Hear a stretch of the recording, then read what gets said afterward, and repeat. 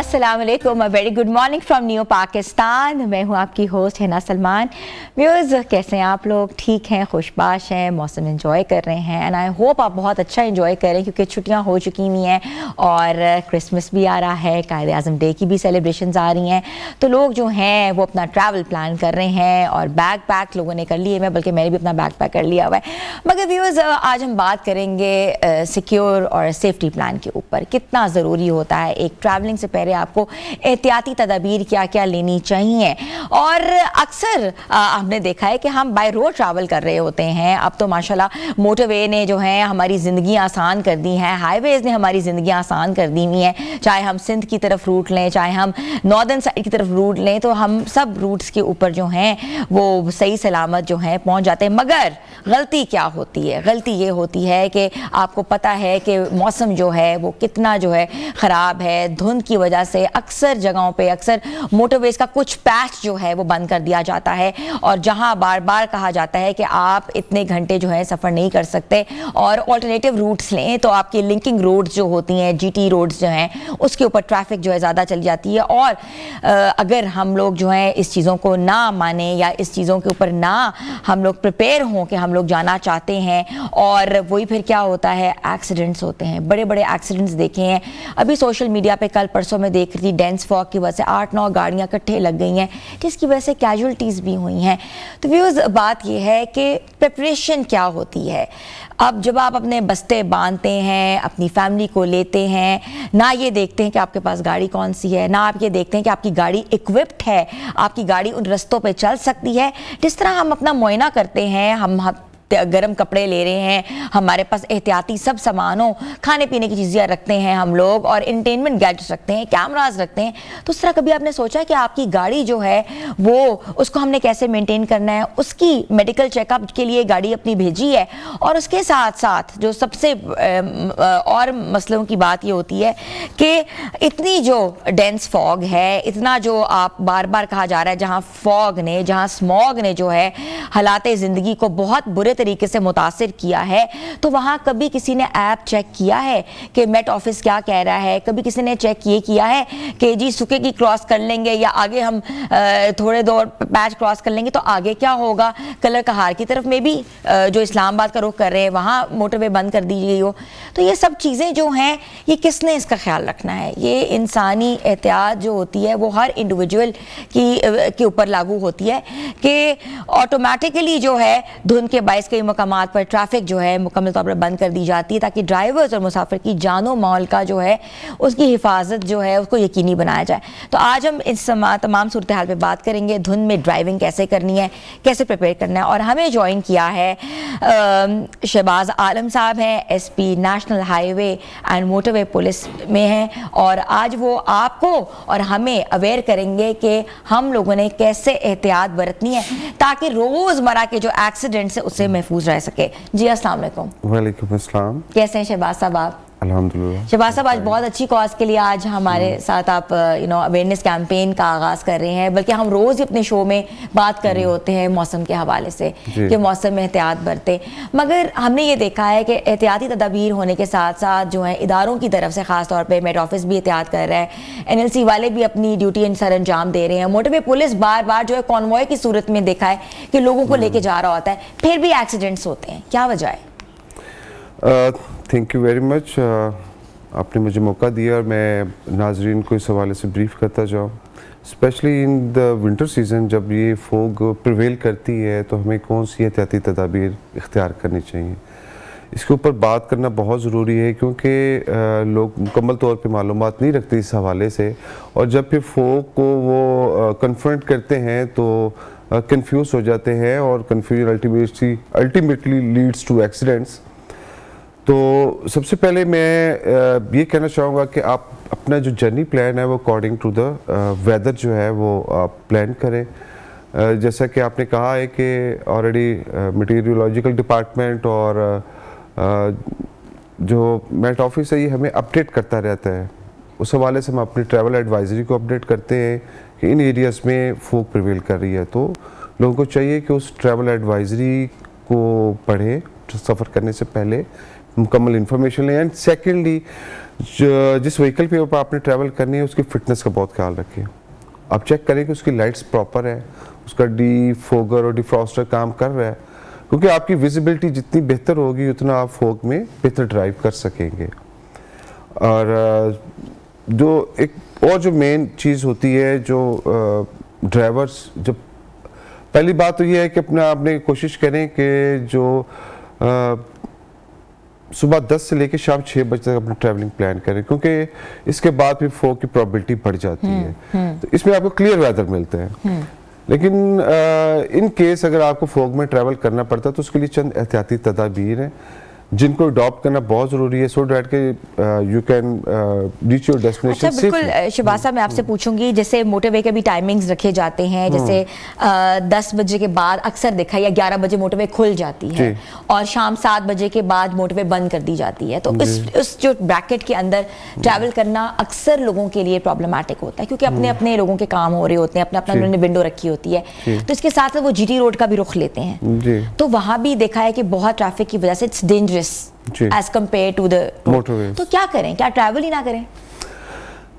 नहीं, ट्रैवल देखें, इमरजेंसीज तो होती रहती हैं, समटाइम्स इमरजेंसी में आपको ट्रैवल करना पड़ता है, और उसके लिए ही मैं चाह रहा हूँ कि आपको जो है ना कुछ एहतियाती तदाबीर इख्तियार करनी चाहिए। अगर तो रोड खुला है, अगर मोटरवेज बंद है फिर तो आप नहीं कर सकते, लेकिन आपने जीटी रोड पे भी जाना है तो उसके लिए भी आपको चंद एहतियाती तदाबीर, जैसे मैं आपको उसमें मैंने पहले भी मेंशन किया है कि एक सेफ डिस्टेंस आपका होना चाहिए अगली गाड़ी से। कितना डिस्टेंस गाड़ी? बहुत ज़रूरी है। लाइक आप नॉर्मली 2 सेकंड फार्मूला हम अप्लाई करते हैं कि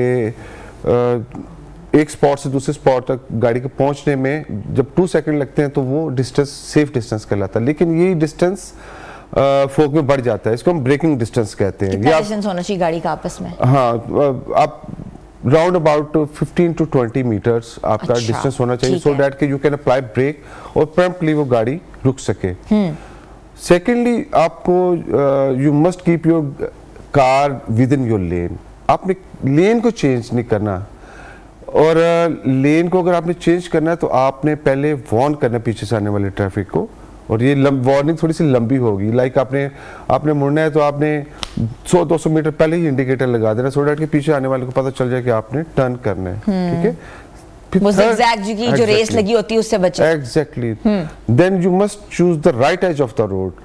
लाइक जो रोड की जो एज आपको उसकी विजिबिलिटी क्लियर है, आपको टर्न्स एंड ट्विस्ट नजर आ रहे हैं, ये चीजें, और या रिफ्लेक्टर्स आपको नजर आ रहे हैं, तो ये चीजें आपको लेन में रिटेन रखती हैं, आपको डेविएट होने से रोकती हैं। अच्छा, हमने अक्सर देखा है मोटरवे के ऊपर एक लिमिट है, स्पीड लिमिट है कि इससे ऊपर आपने 120 से ऊपर नहीं जाना या आगे से कम कर देना है। कलर का हार वाली साइड लेनी है तो आपने इसको 60 या 40 व्हाटएवर कर देना है। खैर, ज़्यादा ट्रैवल मैं इसलिए करती हूँ, इसलिए मुझे उस जगह का पता है। तो फिर भी लोग जो हैं वो जो कैमरे की आंख से बच के स्पीड ज़्यादा करते हैं, फिर जहाँ उनको लग रहा होता है यहाँ कैमराज है, सबको पता होता है, वहाँ स्पीड लो कर देते हैं, और उसके साथ हमने देखा है कि बहुत एक मैसेकर सिचुएशन होती है, डिजास्ट्रस एक्सीडेंट्स होते हैं। तो ये जो स्पीड लिमिट है ये पूरे मोटरवे पे नहीं लगी हुई?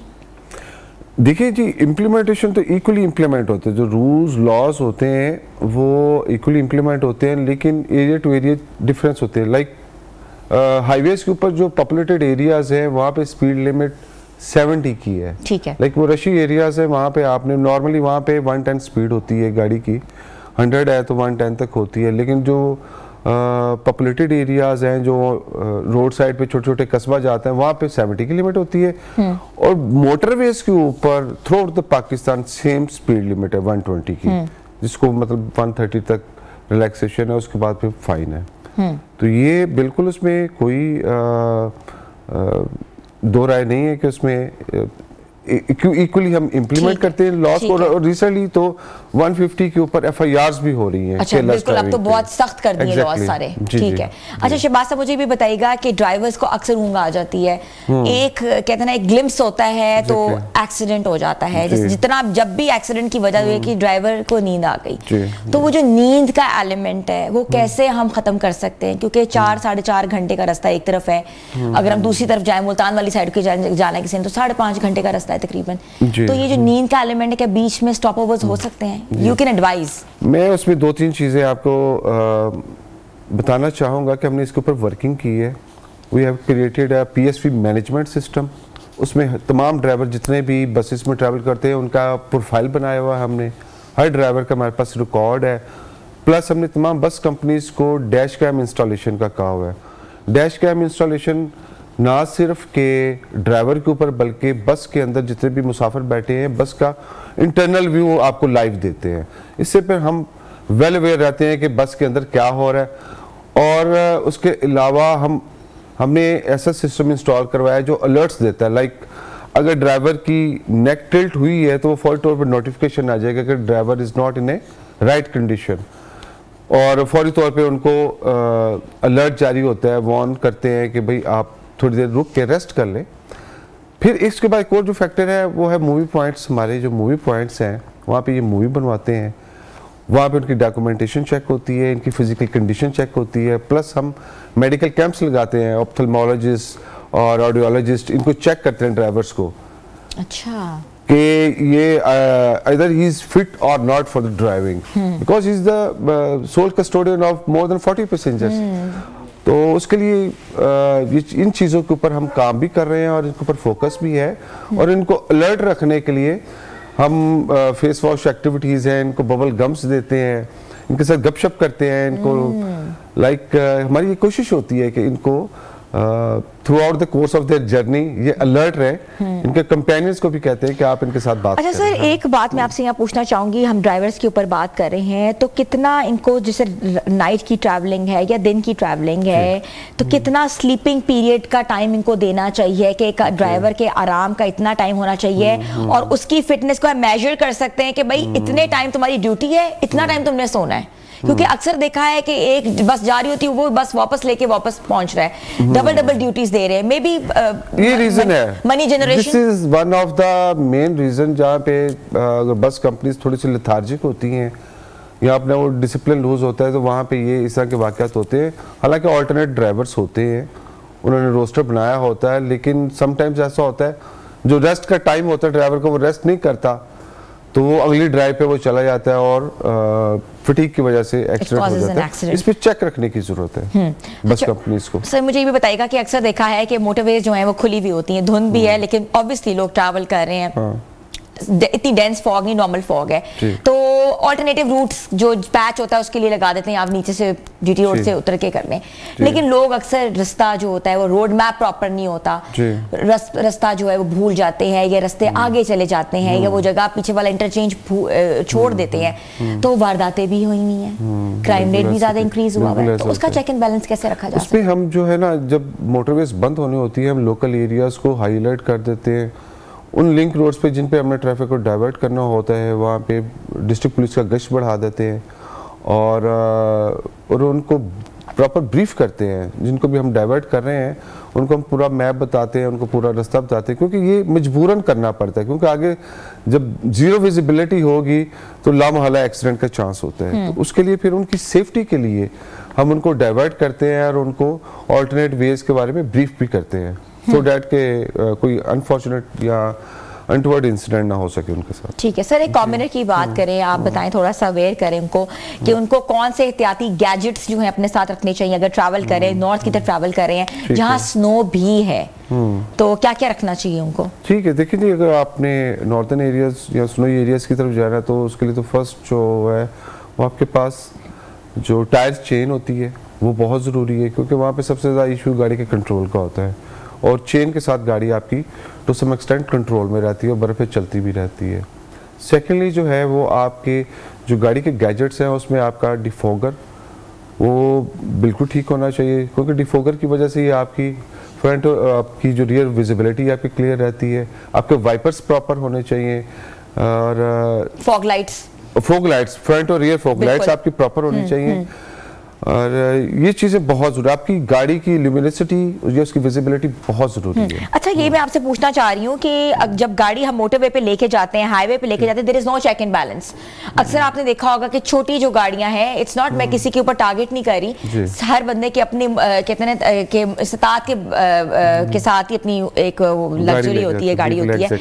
तो आपने देखा है कि सारी छोटी गाड़ियां साइड्स पे खड़ी होती हैं, कभी उनके टायर का इशू है, कभी उनका पेट्रोल खत्म हो जाता है तो फिर वो कॉल कर रहे होते हैं, इमरजेंसी कॉल्स, और लोग जो है ऑब्वियसली नेशनल हाईवे नहीं रुक सकते वहां, तो उसके लिए क्यों नहीं चेक इन बैलेंस होता कि आप एंट्री पे ही रोके, भाई योर गाड़ी इज नॉट इक्विप्ड, या आपकी गाड़ी जो है वो चलने के काबिल नहीं है। ये बहुत अच्छा क्वेश्चन किया आपने, और ये हाईवेज पे तो खैर कंट्रोल नहीं हो सकता, लेकिन मोटरवेज के ऊपर हम जो हमारे टोल प्लाजाज है वहाँ पे ब्रीफिंग ऑफिसर्स ऐसी गाड़ियों को वैल्यूएट करते हैं, उनकी टायर कंडीशंस देखते हैं, कहीं पे उनकी इंजन से श्रिल नॉइस तो नहीं आ रही कि ये गाड़ी आगे जाके प्रॉब्लम क्रिएट करेगी।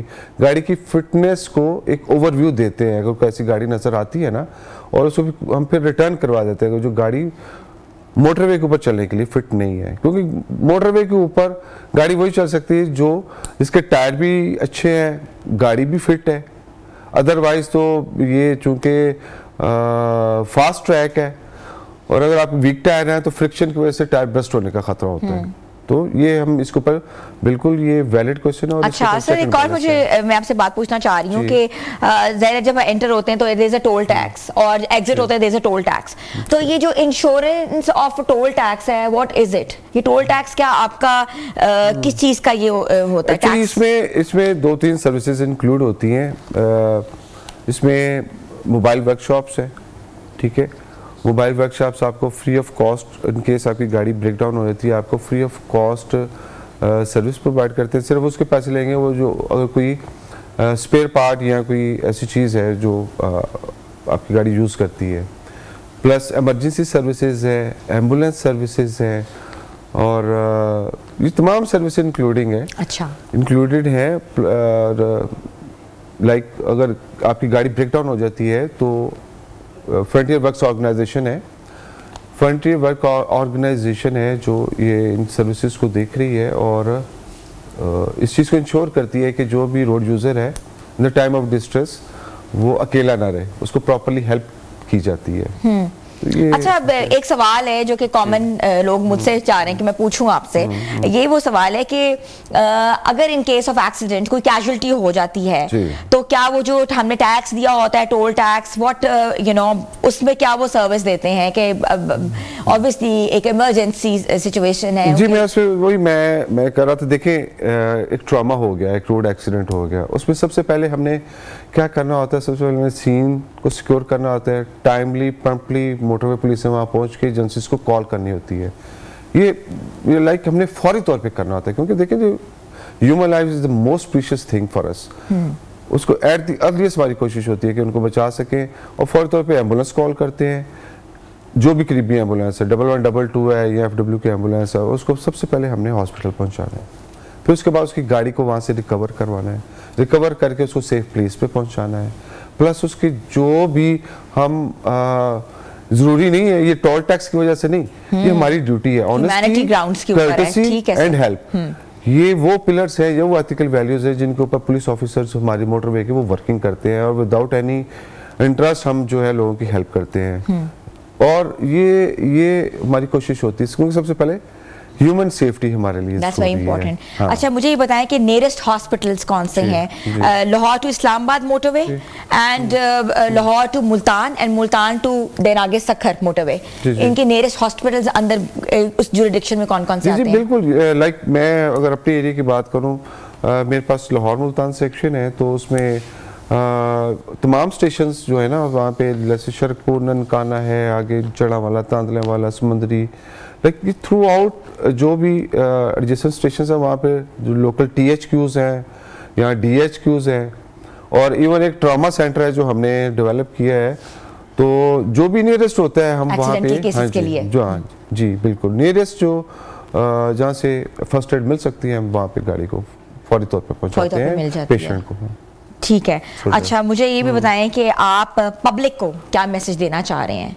जी, पब्लिक के लिए जी रोड सेफ्टी के हवाले से, फोक के हवाले से बहुत सारे मैसेजेस हैं, लेकिन मैं प्रिसाइजली उनको बताना चाहूँगा, क्योंकि being a sole ambassador of road safety, motorway police ने बहुत ज़्यादा वर्किंग की है, और हमने एक्सीडेंट्स और इंसिडेंट्स को कंसिडरेबल रेशियो में उसको डिक्रीज किया है विद आवर कंसिस्टेंट एफर्ट्स और with the consistent policies of our high apps.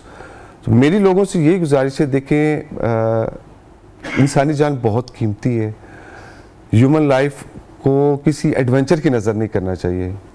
आप उन तमाम जो रोड सेफ्टी फीचर्स हैं, जो रोड सेफ्टी रूल्स हैं, उन पे आप अमल करेंगे तो डेफिनेटली मैं नहीं समझता कि आपके लिए कोई रोड के ऊपर इशू होगा। आप ओवर स्पीडिंग से गुरेज करें, ठीक है, आप फ्रेश होके आएँ, अपनी गाड़ी को प्रॉपर मेंटेन करें, डिस्ट्रैक्शन से परहेज करें, specially mobiles while driving, WhatsApp usage है, दूसरी चीज़ें हैं, ये तमाम पॉइंट्स हैं जिनको आप अवॉइड करके अपने महफूज सफ़र को यकीनी बना सकते हैं। और सिर्फ ड्राइविंग लाइसेंस चेक हो रहे होंगे आजकल? एग्जैक्टली, बिल्कुल, वो भी मोटरवे पे भी हो रहे हैं? बिल्कुल, या बिल्कुल, हमने वहाँ पे भी स्टार्ट कर दिए हैं अभी ड्राइविंग ऑनवर्ड। जैसे कि हमने डेटर्स क्रिएट किए और स्पीडिंग के ऊपर थ्रू FIRs, इसी तरह हम अभी FIR इनके ऊपर भी इंशाल्लाह वर्किंग कर रहे हैं और विदाउट लाइसेंस हम कोशिश यकीनी बनाएंगे कि लोग मोटरवेज के ऊपर ना। हाई व्हीकल्स के जो हैवी व्हीकल्स के जो लाइसेंस हैं वो बिल्कुल अलग होते हैं और नॉर्मल व्हीकल के अलग लाइसेंसेस हैं? जी जी, इसमें कैटेगरीज हैं, कार, LTV, PSV, HTV, ये 4 कैटेगरीज हैं। LTV में आ जाते हैं जैसे like Mazda, highest grace vans है, कार्स में तो ऑब्वियसली जीप्स हैं, कार्स हैं।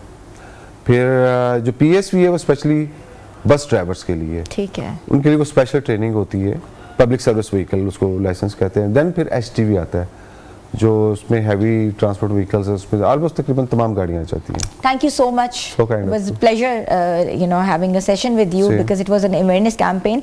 तो व्यूअर्स हमारे साथ मौजूद थे SP शहबाज आलम साहब। आपने देखा कि उन्होंने किस तरीके से ब्रीफ किया है और आप देख सकते हैं कि जो एक्सीडेंट्स हो रहे हैं उसकी एक ही वजह है कि ये ड्राइवर की जो गलती होती है वो पूरे एक ख़ानदान को या पूरे एक कहते हैं ना कि मुसाफिरों को ले जाती है। तो आप लोगों ने जब भी ट्रैवल करना है, इंडिविजुअलिटी की अगर हम बात करें तो आप लोगों ने बहुत सी चीज़ों का ख्याल रखना है जिसमें हमने आपको बताया। तो आप इस सेगमेंट को हमारे सोशल मीडिया में भी देख सकते हैं। छोटी सी ब्रेक पे जा रहे हैं, आप लोग हमारे साथ रहें।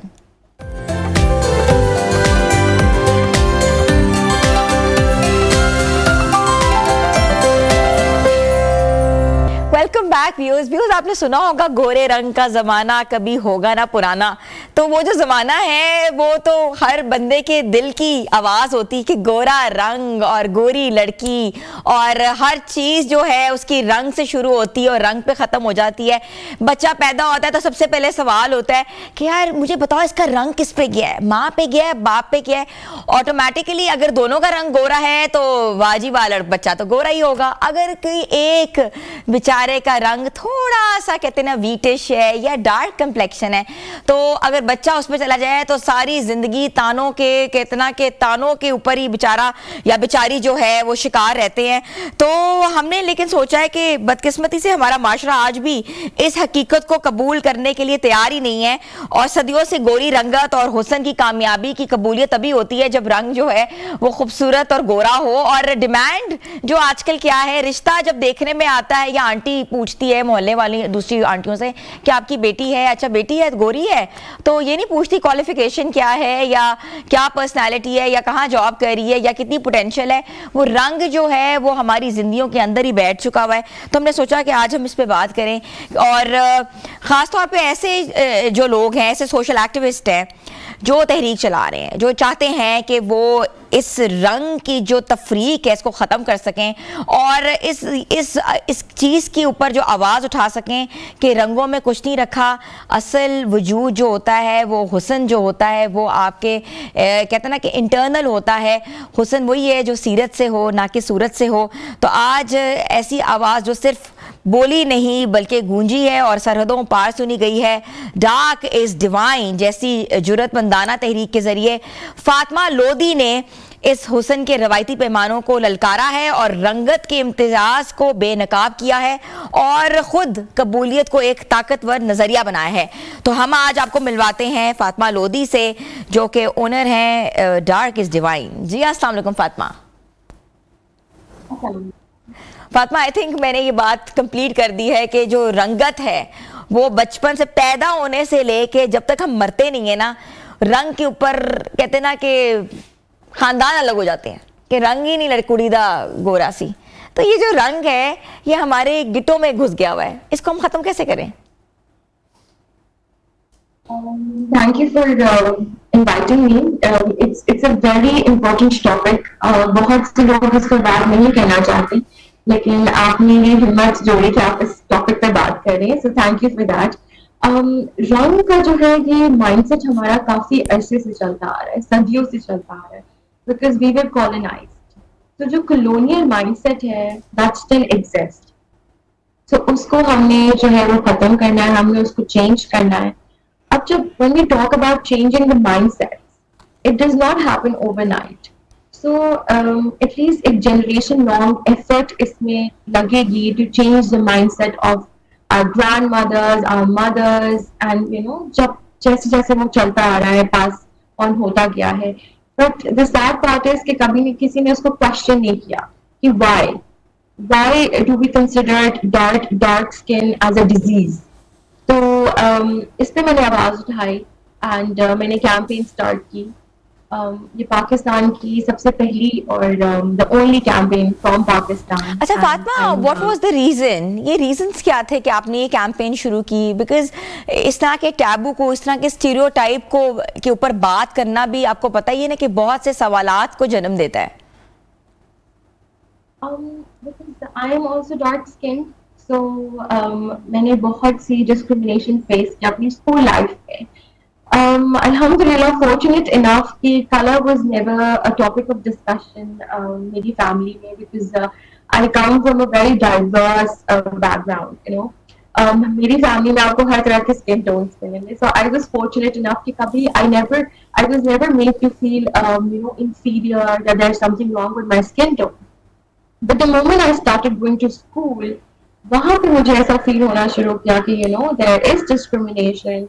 Teachers जो हैं, they have their you know best students who were cute, who were fair skin, and then जो dark skin girls होती थी उनको sideline कर देते थे, उनको include नहीं किया जाता था। जो tableaus होते हैं, आपके plays होते हैं schools में, you know you have those when we celebrate those days and events हो रहे होते हैं, so they always wanted the fair skin to be in the front.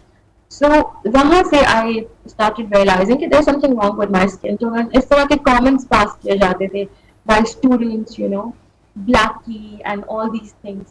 So at that moment I started realizing कि you know this is not the right skin tone. There's something wrong with it. The story it starts from your own house, like मगर आपको ये पता है कि जितने भी dark skin लोग हैं या जिनका कलर थोड़ा सा व्हीटिश है, थोड़ा सा डार्क है, they are the people who can be best in on cameras. आपको पता है जो गोरे लोग हैं उनके लिए कैमरास नहीं बने हुए, कैमरास उन्हीं के लिए बने हुए हैं जिनका कलर हमेशा से थोड़ा सा डार्क है और वो ही खूबसूरत नजर आते हैं। Trying to do. We're trying to sensitize the you know the community, the people out there, especially the dark skinned girls. They need to learn to be comfortable in their own skin. उनको ये चीज समझनी चाहिए कि there is nothing wrong with their skin tone. They have to accept themselves the way they are. And वही बात है कि you know जितनी खूबसूरती आपकी diversity में है उतना आप सिर्फ एक skin tone के सब हो जाएंगे. So I don't think so. There is not going to be any beauty in that. तो यू नो जब आपका कलर पैलेट इस तरह कंप्लीट होता है कि सब हर तरह का आपका स्किन टोन है, आपकी बॉडी टाइप्स हैं, so I think that's make Pakistan beautiful. अच्छा, जब आपने आवाज उठाई थी डार्क इज डिवाइन, और व्हाट वाज द रिएक्शन? क्या रिएक्शन फेस किया आपने? It was a very mixed kind of reaction. बहुत से लोग जो थे उन्होंने अपोज किया मेरे इस आइडिया को। What are you trying to do? You're trying to gain sympathy from people and all these things. And there were some good people as well who supported me when I needed their support, especially my family. They have been supporting me throughout. They were like, no, go ahead, do it. You know, you need to raise your voice. You have to speak up. Because now is the time that you speak up. Because Pakistan, when I used to go to different platforms, the youth forums out there. So when I used to raise this issue, when I used to raise my voice, तो मुझे चुप करा दिया जाता था. You know, there is no such thing as color discrimination in Pakistan, which was a funny thing to say, because there is color discrimination in Pakistan. You turn on the television, all you get to see are, you know, the beauty creams advertisements, and fairness has become ambassador. You know, fair skin has become an ambassador of beauty. So I wanted to change that narrative. बिल्कुल ऐसे आपने देखा होगा जितनी भी creams आती हैं या जितनी भी प्रमोशंस आती हैं वो चाहते हैं कि लड़कियां गोरी लें या मॉडल्स उस हिसाब से लें। I know this. और ये बात जो है ये बहुत ज़्यादा मीडिया पे भी आई थी, क्या जो थोड़े से डार्क स्किन लोग हैं क्या वो ये क्रीम्स नहीं लगा सकते, या are you targeting that people जो कि थोड़े डार्क लोग हैं कि आप लगाएंगे तो आप गोरे हो जाएंगे? तो क्या रिएक्शन, आपने इसके ऊपर क्या स्टैंड लिया? I will tell you something. I am not against the idea that girls are using fairness creams or injections, but I'm against the idea how these, beauty creams are being marketed. Okay?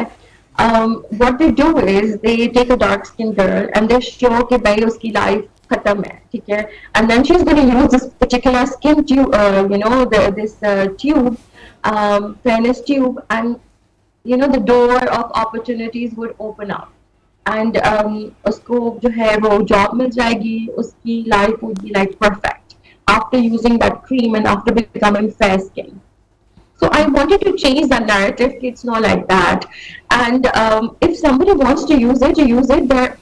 Of course, it's their own will. They can use it, but they should not tell the other person who's dark skin and who does not want to use these creams कि भाई you have to use it. आप किसी को free advices ना दें कि आप ये use करें, आपकी skin tone fair हो जाएगी, आप injections लगवाएं. If somebody is happy in their own skin, so let them be. I mean, that's my point. Let us feel comfortable the way we are. अच्छा फातिमा, आपने बिल्कुल बड़ा इंपॉर्टेंट पॉइंट रेज किया है कि आजकल जिस तरह के एस्थेटिक प्रोसीजर्स आ रहे हैं, लोग कंपेल करते हैं कि अपनी बेटी को जो है आप कोलेजन के इंजेक्शंस लगवा लें, गोरी हो जाएगी। हम लोग बहुत सुनते हैं, आम तौर पे ये बातें जो है ये इसी माशरे का एक हिस्सा है। तो आप मुझे ये बताएं कि जब आप मीडिया का किरदार देखती है, ड्रामास देखती हैं, फिल्म्स देखती हैं, तो क्या वो जो लड़की थोड़ी सी सांवली है क्या उसको आगे इतनी prominence या presence नहीं मिलती as you have seen the entire thing?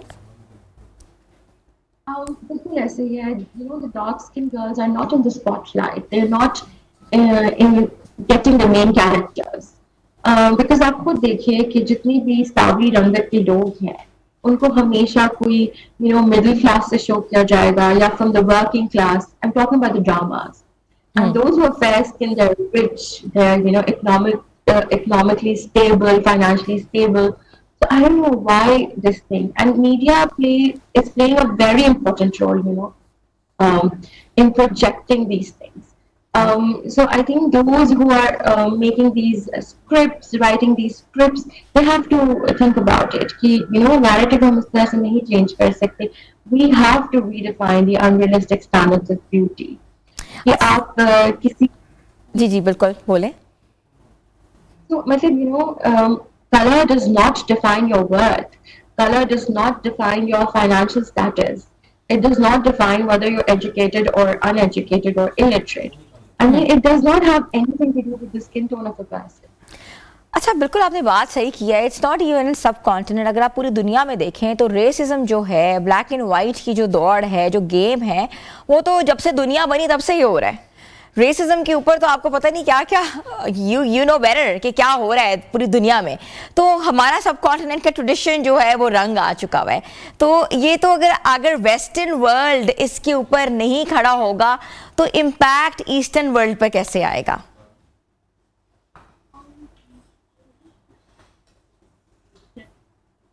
I was also concerned with colorism and racism. But later on, I also realized कि भाई कोई बाहर से आके हमें नहीं हमारे स्किन टोन पे हमें डिस्क्रिमिनेट कर रहा. हमारे अपने लोग हैं, हमारी अपनी रेस है जो कि हमें डिस्क्रिमिनेट करती है on the basis on our skin tones. So that it's nothing to do with the race. It's about the skin tone. We're all Asians. We're Pakistanis, and फिर भी we differentiate. Oh, you're fair. That person is dark skinned. So that's the point, that nobody is coming from the outside, from the West, and discriminating us. It's our own people who are doing it. अच्छा मुझे ये थोड़ा सा बताइएगा कि Paul Harris fellowship जैसे आलमी award जो है वो आपको मिला है, तो ये इसके पीछे क्या था और किस बेस के ऊपर ये एजाज आपने हासिल किया है? Basically, Rotary Foundation जो है, it's the world's largest voluntary services organization. And I was fortunate enough कि उन्होंने मेरे जो कलरिज्म के ऊपर, जो कलर डिस्क्रिमिनेशन के ऊपर मैंने काम किया, जो मैं कर रही हूँ, तो उन्होंने उसको रिकॉग्नाइज किया and they awarded me with the Paul Harris fellowship. So I was, the first, Pakistani road tractor who got this, who was awarded with this Paul Harris Fellowship. So yeah, basically it's from America, and they have their headquarters over there, and they recognize my work, and yes, so इस वजह से they awarded me with this fellowship. अच्छा फातिमा, मुझे बताएं कि अक्सर बच्चों को ये जो काला काली नाम ही हम रख देते हैं, इसकी तो प्यार से कहते हैं जी ये तो काली है, तो मेरी कालो है, तो इस तरह की जो बातें हम कर रहे होते हैं, तो क्या एक बच्चे की मेंटल हेल्थ सफ़र करती है?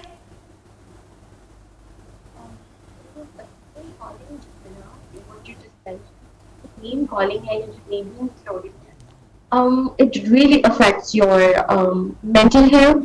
आपका self esteem सारा खत्म हो जाता है, आपका confidence shattered हो जाता है. Especially, for those people who pass on such comments या jokes, उनके लिए it's a matter of 5 minutes or 10 minutes. But जिस पे ये comments pass हो रहे होते हैं, it's a lifelong thing for that person. It leaves an impact on their self esteem. And जब एक, your self-esteem is just like a piece of paper. Once it's, crumbled, it's crushed, it cannot retain to its proper, shape या उसकी proper form में वो नहीं हो सकती. कहीं ना कहीं कोई ना कोई wrinkles रहते हैं. So, we have to be very careful, especially mothers, especially teachers, because I am a mother myself, I'm a teacher. So हमें बहुत careful रहना पड़ता है. हम कोई भी बात करते हैं किसी भी student से या अपने बच्चों से, we have to be very careful because it leaves a long-lasting impact on, the child's mental health या उसकी self-esteem.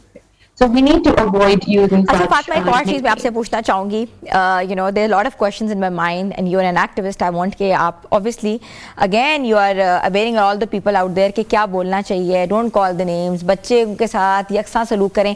अक्सर ख़ानदान वाले जब घर में आते हैं, हमने एक चीज़ कॉमन देखी है, ये किस पे गई है? अच्छा माँ तो बड़ी खूबसूरत है, गोरी चिट्टी है, ये किस पे गई है? बाप भी ठीक है, चलो अपनी फुफियों पे गई होगी, चलो किस पे गई होगी? वो जो बातें रह जाती हैं और वो फिर सारी ज़िंदगी नहीं निकलती.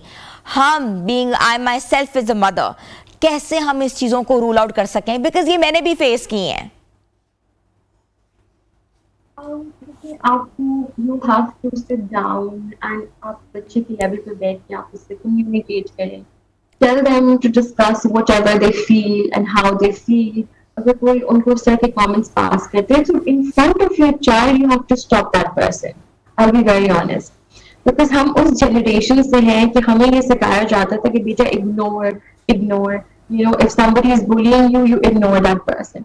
Later on, I realized when we ignore the bullies, we are actually empowering them, right? अगर आप किसी को ignore करते हैं, कोई आपके साथ बदतमीजी कर रहा है या कोई आपको bully कर रहा है, and you ignore that person, actually you are empowering that person. Why so? Because that person is going to go to another person the next day and bully that person. So हमें उस chain को break करना है, हमें उनको उसी वक्त शश call देनी है. I'm sorry, this is not the way you speak to my child. Fatima, shut up call हम दे सकते हैं फैमिली के मेंबर्स को, हम ये कॉल दे सकते हैं आउटसाइडर्स को, मगर हम ये कॉल दुनिया को कैसे दे सकते हैं? एक मार्केट में जाते हैं तो वो आपको ऐसी बेस दिखाते हैं कि इससे तो आप बहुत गोरी लगेंगी. आप मेकअप आर्टिस्ट के पास जाते हैं, भी थोड़ा मेकअप इसका ब्राइट करो, गोरी लगेगी. अगर आप जिंदगी किसी दौड़ में जाते हैं आगे, तो यार इसको थोड़ा सा इस तरफ कर लो, इसके ऊपर ये रोल दे दो, इसको आगे कर दो क्योंकि ये तो गोरी है. और डिस्क्रिमिनेशन तो हर जगह है. इवन आपकी शादी होती है तो जी बहू जो गोरी होती है उसकी वैल्यू ज़्यादा होती है, बहू का रंग थोड़ा सा मध्यम होता है उसकी वैल्यू कम होती है. शोबिज़ इंडस्ट्री, काम उन्हीं को मिलता है जो कि गोरी चिट्टी हसीन हो, काम उनको नहीं मिलता जो कि सांवली हो. Although camera demands dark people.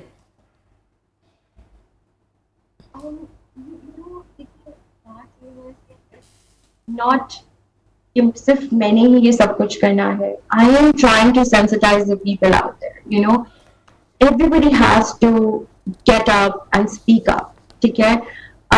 मैं सिर्फ one woman army बन के I cannot bring a change until and unless you try to bring a change as well. आप जिधर हैं, आप अपनी मीडिया हाउस में you raise your voice. अगर कोई भी discrimination, not only related to skin tone, be it anything, you have to raise your voice. And I think वो जब एक ripple effect उसका आएगा, जैसे कहते हैं ना कच्चा कच्चा समंदर, वही वाली बात है कि we all have to speak up. Fatima, हम आपके साथ हैं, हम इस आवाज़ को बिल्कुल उठाएंगे जिस तरह कि आज हमने इस इशू को रेज किया है. Thank you so much. We really want you to be in the, but obviously you were not here, so we thought to take you on the video call.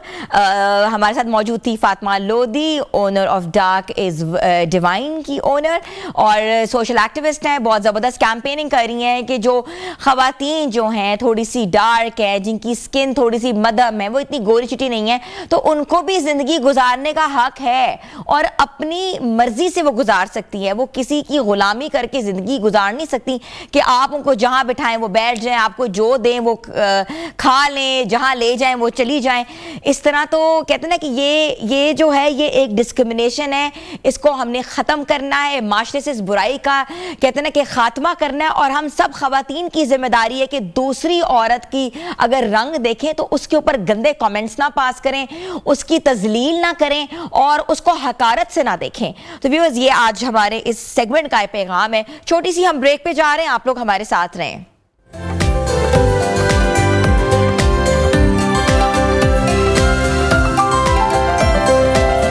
Welcome back viewers. बात करते हैं सेहत के हवाले से. हमने आपको बहुत से डॉक्टर से मिलवाया है, हम लोग हिकमत के ऊपर बात करते हैं, मगर ऑल्टरनेटिव मेडिसिन का जो एक पूरा प्रोसेस है या एक पूरी स्टडी है, वो स्टडी क्या है? वो ये स्टडी कहती है कि जो फूड एज मेडिसिन है, लाइट एज मेडिसिन है, इसके साथ साथ टाइम एज मेडिसिन है, और इसके साथ साथ कलर थेरेपी के ऊपर बात करती है, ग्राउंडिंग के ऊपर बात करती है, अर्थिंग के ऊपर बात करती है, हॉट वाटर थेरेपी के ऊपर बात करती है.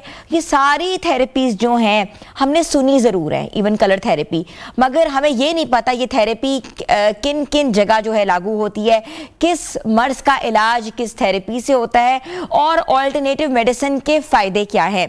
तो हमने सोचा कि आज हम आपको बताएंगे कि ऑल्टरनेटिव मेडिसिन है क्या, उसके फ़ायदे क्या हैं, कौन कौन सी बीमारियों का हम इलाज कर सकते हैं. और हमें ज्वाइन किया है डॉक्टर साइमा अजीमी ने, जो कि एक ऑल्टरनेटिव मेडिसिन में एक पूरी तहकीक रखती हैं, आज हमारे शो का हिस्सा भी हैं. जी अस्सलाम वालेकुम. जी वालेकुम अस्सलाम. कैसी हैं डॉक्टर साइमा? जी मैं ठीक हूँ अल्हम्दुलिल्लाह. डॉक्टर साइमा, पहले मुझे बताएं कि आपने ऑल्टरनेटिव मेडिसिन ही क्यों चूज़ किया? एक्चुअली हम बचपन में एक देखते आ रहे हैं कि हमारे पास सिर्फ एक ही ऑप्शन होता है कि हमने एलोपैथी की तरफ ही जाना होता है ना. तो उसमें जो देखा कि उसमें साइड इफ़ेक्ट्स बहुत ज़्यादा आ रहे हैं चीज़ों के, और लोगों को और अपने मतलब फैमिली में बाकी लोगों को सबको देखा कि जब एक हम वो ट्रीटमेंट लेते हैं, एक चीज़ ठीक होती है तो दूसरी ख़राब होना शुरू हो जाती है. मसलन अगर आपने स्टमक के लिए, अगर आप किडनी के लिए कुछ ले रहे हैं तो आपका स्टमक अपसेट होगा, आपका लिवर फंक्शन डिस्टर्ब होगा, आपकी बाकी जितनी भी आपकी बाकी वाइटल आर्गन्स हैं वो डिस्टर्ब होंगे, आपकी इम्यूनिटी डिस्टर्ब होगी. इसलिए वो जो तरीका इलाज है वो इस वक्त ट्रेंड में तो है, लेकिन उसके साइड इफ़ेक्ट्स बहुत ज़्यादा हैं. तो जो अल्टरनेटिव मेडिसिन है वो हमारा जो है, यानी जिसको the true and the real जो ट्रीटमेंट वे ऑफ ट्रीटमेंट है वो अल्टरनेटिव मेडिसिन है, जिसमें साइड इफ़ेक्ट्स कम से कम हैं और आप सेफ पेशेंट को रखते हुए, सिक्योर रखते हुए आप उसको हील करते हैं, जिसको कंप्लीट हीलिंग बोलते हैं. ठीक है. अच्छा, ऑल्टरनेटिव मेडिसिन में इतनी ज़्यादा जो चीज़ें आ गई हैं, जैसे कि आपने मुझे बताया है कि हम मेडिसिन को कहाँ कहाँ देखते हैं, तो थोड़ा एलैबोरेट करेंगी कि ऑल्टरनेटिव मेडिसिन में क्या क्या चीज़ें आती हैं? अच्छा, ऑल्टरनेटिव मेडिसिन में सबसे पहले हम जो हर्बल देखें, हर्बल भी ऑल्टरनेटिव मेडिसिन का है. हर्ब्स जितने हर्ब्स हैं, फूड एज मेडिसिन आता है, आयुर्वेद आता है, उसमें आक्यूपंक्चर आता है, कलर थेरेपी आता है, टाइम एज मेडिसिन है, फूड एज मेडिसिन का जिक्र हो गया, वाटर थेरेपी जो है वो भी अल्टरनेटिव मेडिसिन का हिस्सा है, लाइट एज मेडिसिन है, ग्राउंडिंग अर्थिंग जिसको हम बोलते हैं, नंगे पाँव ज़मीन पे चलना, वो भी अल्टरनेटिव मेडिसिन का हिस्सा है, क्योंकि उसमें बॉडी 0 वोल्ट पे जाती है. जैसे ही हम ज़मीन के साथ टच करते हैं, नंगे पाँव चलना शुरू करते हैं, तो बॉडी जब 0 वोल्ट पे जाती है तो हमारी हीलिंग स्टार्ट हो जाती है. हम जल्दी हील होते हैं, तकलीफ़ों से, इन्फेक्शन से, बीमारियों से तेज़ी से हम कवर करते हैं और जल्दी ठीक हो जाते हैं। उसके अलावा इसमें आ जाता है NLP आता है, हिप्नोथेरेपी आता है, यानी ये इतना वास्ट फील्ड है कि अगर हम इसको एक एक पे डिस्कस करने लगे तो हमें बहुत टाइम चाहिए होगा। तो उसमें हम एज ए अल्टरनेटिव मेडिसिन हम लोग ये करते हैं, as a alternative medicine specialist के तौर पे हम मेडिसिन चीज़ों को इंटीग्रेट करते हैं। वैसे अगर किसी एक पेशेंट हमारे पास किसी एक बीमारी में आया है तो उसमें हम देखते हैं कि हमने इसको किस तरह से, मतलब सिर्फ एक चीज़ पे डिपेंड करते हुए ठीक नहीं करना, उस पे हमने फूड के कभी बताना है, फूड एज मेडिसिन कैसे लेना है आपने, टाइम एज मेडिसिन को किस तरह, यानी टाइम को कैसे मैनेज करना है, और बाकी साथ ब्रीदिंग बतानी है, ब्रीदिंग भी अल्टरनेटिव मेडिसिन में आता है। कौन कौन सी बीमारियों का जो इलाज है हम अल्टरनेटिव मेडिसिन से कर सकते हैं? एक्चुअली अल्टरनेटिव मेडिसिन में हम तमाम बीमारियों का, क्योंकि हम पूरी बॉडी को एज ए बॉडी देखते हैं, पूरी साइन एंड सिम्टम्स के मुताबिक ट्रीटमेंट शुरू करते हैं। उसमें ये होता है कि उसमें बीमारी का नाम आप कुछ भी दे लें, यानी आपको, मतलब हमारे स्कूल ऑफ थॉट में बीमारी से डरने की ज़रूरत नहीं है, बस साइन एंड सिम्टम्स देखे जाते हैं कि क्या साइन एंड सिम्टम्स हैं, उसके मुताबिक फिर पेशेंट को ट्रीट किया जाता है। अब उसमें बीमारियां जितनी भी ऑटो इम्यून डिजीज़ हैं जो एलोपैथी में क्योरेबल नहीं हैं, जी ठीक है, वो सारी अल्टरनेटिव मेडिसिन में बहुत अच्छे से क्योर होती हैं, क्योंकि ये एक बात बोली जाती है कि इसका इलाज नहीं है, जिसमें आर्थराइटिस भी आ जाता है। हालांकि कहना चाहिए कि एलोपैथी में इसका इलाज नहीं है, उल्टा कहा जाता है, क्योंकि सिर्फ उसमें इलाज नहीं है, बाकी अल्टरनेटिव में इन तमाम ऑटो इम्यून डिजीज़ में जितनी भी आती हैं, स्किन डिजीज़ में जो आ जाता है, जो आर्थराइटिस आ जाता है, यानी उसके अलावा जितनी भी हैं वो तमाम बीमारियों को बहुत अच्छे से देखा जाता है। उसके अलावा एंजाइटी है, डिप्रेशन है, जितने भी आजकल IBS के प्रॉब्लम्स चल रहे हैं, और भी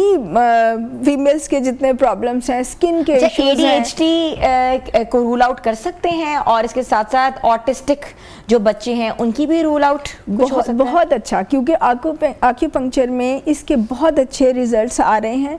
फिर जब हम फूड एज मेडिसिन साथ इंक्लूड कराते हैं उसके बहुत कलर थेरेपी भी होती होगी, कलर थेरेपी से भी बहुत अच्छा ट्रीटमेंट आता है। साथ अर्थिंग कराई जाती है पेशेंट्स को। अर्थिंग मतलब ग्राउंडिंग जिसको बोलते हैं, नंगे पाँव जमीन पे चलना, घास पे चलना। हालांकि पहले जमाने के लोग कहते थे कि सुबह सुबह जो है ना, आप पहले घास के ऊपर छोटी छोटी औस आई होती है, उस पे नंगे पाँव चलो। बिल्कुल बिल्कुल, और वो बहुत, यानी अब हालांकि ये बहुत सादा सी बात है, लेकिन ये बहुत इफ़ेक्टिव है।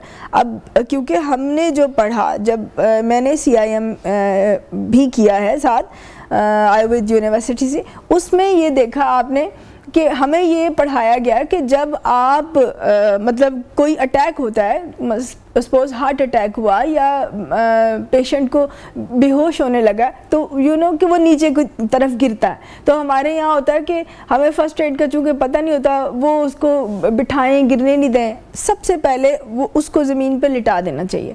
जैसे ही वो ज़मीन पे लेटता है पेशेंट, उसकी फ़ौरन ही हीलिंग शुरू हो जाती है, और वो बॉडी पूरी हमारी 0 वोल्ट पे जाती है। आम भी जितनी भी हमारे पास पेशेंट्स जो आते हैं, जब हम उनको ब्रीदिंग का, सुबह मेडिटेशन कहते हैं, ब्रीदिंग करने का कहते हैं, तो उसमें ये होता है कि आप नंगे पाँव जब घास पे चलना, साथ ग्राउंडिंग, तो उसमें ये होता है कि बॉडी जाती है 0 वोल्ट पे, ठीक है, और जैसे ही 0 वोल्ट पे जाती है, हमारी हीलिंग, इंटरनल हीलिंग शुरू हो जाती है, इम्यूनिटी जो हमारी वो ठीक होना शुरू हो जाती है, हमारा स्ट्रेस ख़त्म होने लगता है, हमारी एंजाइटी ख़त्म होने लगती है। ये सब चीज़ें, यानी ग्राउंडिंग और अर्थिंग का कमाल है। वुंड्स की हीलिंग बहुत अच्छी होती है, इन्फ्लेमेशन ख़त्म होने लगती है। अगर पेशेंट बहुत तकलीफ़ में है और उसको सिर्फ आप नीचे बिठा दें फर्स्ट एड के तौर पे, और बिठा दें, घास पे बैठ जाए, ज़मीन पे, तो आप देखेंगे कि बैठते साथ ही कुछ सेकंड्स के अंदर और कुछ मिनट के बाद उसकी जो बहुत सीवियर कंडीशन थी वो आहिस्ता आहिस्ता नॉर्मल होने लगी थी। अच्छा डॉक्टर सामिया, मुझे बताएं कि मैंने ये सुना है, आप मुझे करेक्ट कर सकती हैं, कि ओबेसिटी का इलाज भी अल्टरनेटिव मेडिसिन में बहुत अच्छा है।